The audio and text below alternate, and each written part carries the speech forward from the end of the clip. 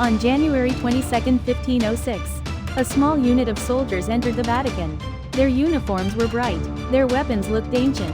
To many observers, they appeared ceremonial. They were not.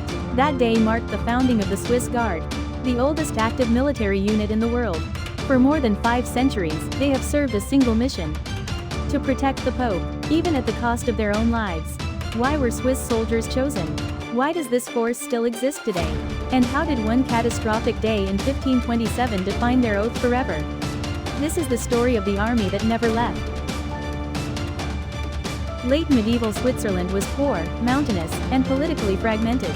But it produced something Europe desperately needed: elite infantry. Swiss pikemen were feared across the continent for 3 reasons: iron discipline, devastating close combat tactics, absolute loyalty to their contracts. By the 15th century, Swiss mercenaries were considered the most reliable soldiers money could buy. Kings hired them, city-states competed for them, and eventually, the Pope turned to Switzerland. The Vatican of 1506 was not a peaceful sanctuary. Italy was a battlefield of rival kingdoms and foreign powers.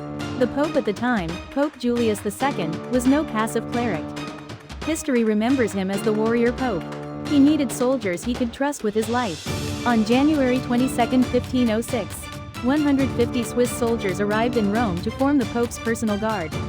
The Swiss Guard was born. 21 years later, the Swiss Guard faced its defining moment. On May 6, 1527, imperial troops stormed Rome in what history calls the Sack of Rome.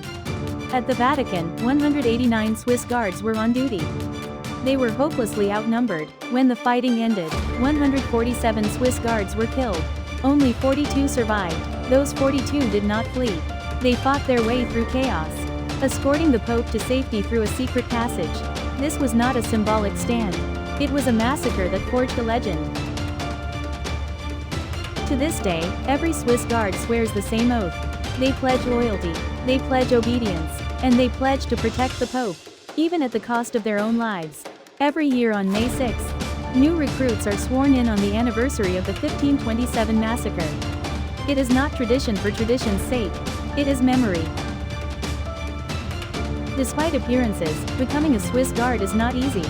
Recruits must be Swiss citizens, be practicing Catholics, complete mandatory service in the Swiss Armed Forces, be unmarried at enlistment, meet strict physical standards, including a minimum height of 174 centimeters. Tradition matters, but so does readiness. The Swiss Guard is not a museum piece. Their basic military training is completed in Switzerland.